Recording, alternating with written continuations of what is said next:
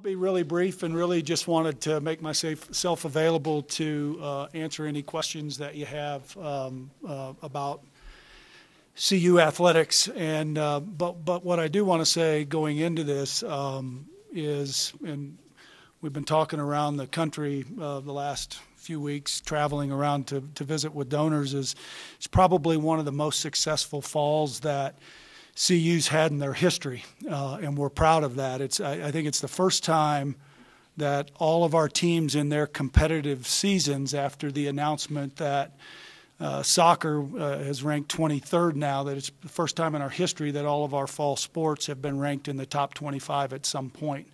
And that's important to us. It's the culture that we're trying to create in our athletic department. You know, our soccer program, I think at the start of the year, we knew we had a mature team and a really good team. And, we struggled a little bit. And then, now we've reeled off 9 straight wins.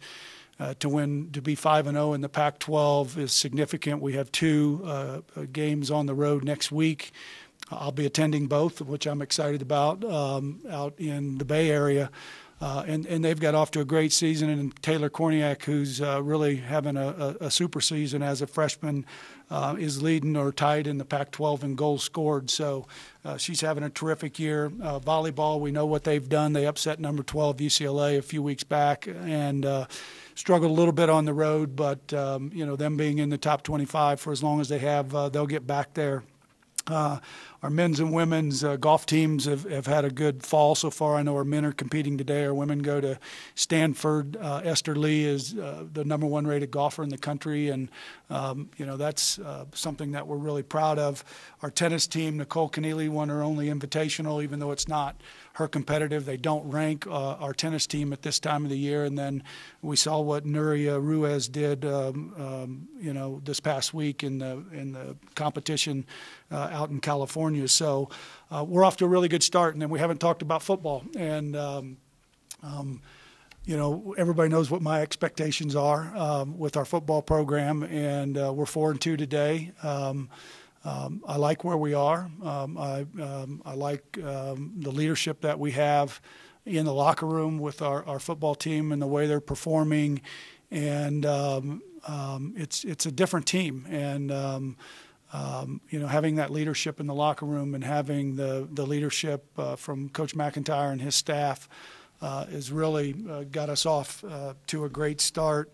We control our own destiny in the Pac-12 South, but I think the thing that I like about this team is our focus is always the game ahead of us, and so it's about ASU, 6 o'clock Saturday night on the Pac-12 networks, and I think that's the focus of our team. And so I feel good about where we're at from a competitive standpoint. I'll talk about attendance in a minute, but I also believe these facilities are having an impact on all of our programs. And if you look at our recruiting, and can't really talk about recruiting until signing date, but some of the early indicators from what we've seen from verbal commitments across all of our sports is really good. And I think our facilities have an impact. But more importantly, I think our coaches and our staff, we really have a good culture in our athletic department about what our expectations are, and I feel really good about we're all moving in the right direction. As it relates to our attendance, just a couple of points. We made a real effort in the spring, and I think we talked about this in the summer, but we made a real effort to get out there and market and do a lot of grassroots things in our communities to get people excited about what we're doing. We also dropped our sports pass price for our students on campus from $175 to $99. And what we're seeing is last year we sold around 7,000, and we're over 9,000 student sport passes that we've sold to date. And with the other things that go along with that, we hope that'll be closer to 10. Now our challenge, and I think our students have been really good, is we want to get them in the game, and we want to get them there early and stay long, and because I think they do create an atmosphere that's really important to us. We look to exceed our attendance goals for this year, and we had our largest attended game in Mike McIntyre's area against Oregon State. 47,893, and we're just a little over 43 for this game. We still got a lot of selling. It's a night game, so that helps as well. So hopefully we'll be in that same range for this game. So we're excited about that aspect because that's important. We're also introducing, you've probably seen this CU in 60. We're trying to encourage with, more attendance at our games and more people coming. We've had a lot of people frustrated about getting into our games and through the gates, and we're promoting the CU in 60 to try to get our fans here 60 minutes before the game. A lot of people want to see Ralphie run. She always runs about 6-7 minutes before the kickoff, so trying to get 40,000 people through the gates at the same time if everybody comes in that last half hour is a challenge. We will do some things differently this week and have a few more gates to get people in. But you'll see us announcing the CU in 60 because we want to encourage people to get there 60 minutes early and what they can experience inside. Our lots will open at noon. So it's a 6 o'clock game, so our lots will open at noon. And the gates will open 2 hours prior, so we want to encourage people to come. It's going to be a great fall day in Boulder, and so we're hoping that we can get people out early so we avoid the frustrations that we've had to get in the game. So with that, I'll open it up for questions. If anybody has any, happy to take them. Yes? Monica Costello, Yep. AP. It's kind of like a dead horse, and I hate to beat this animal, but the Pac-12 network for DirecTV subscribers, now there's more things online. Is there a way for fans to be able to watch the game without the best way for fans that are not in a Pac-12, if they don't have a cable carrier that has, so we're on Comcast, Xfinity, and so if you're not on one of those areas that you can get the game, the best option is to go to Sling TV. And the Pac-12 website has that on there, and we can direct people to that they can use Sling TV to be able to get a bundled package for that. Now, that's a free site? No, it's not free. I think it's $10 or $15. I'm not sure exactly, but I think it's $10 or $15 to get that, and it allows you access into the broadcast. Do you get much feedback about this? Because I know the commissioner spoke about it last couple of months ago. What have you been hearing from the fans? Well, I get feedback, and I think the conference has really worked hard and are working hard to improve our distribution methods. And, we just acquired more homes in the Southern Cal area through a deal that they did with Time Warner out there. We've been pushing people towards the networks, and again, DirecTV we're looking at all of our options, over the top options to get our broadcast. We just did a Twitter. That was something we were the first.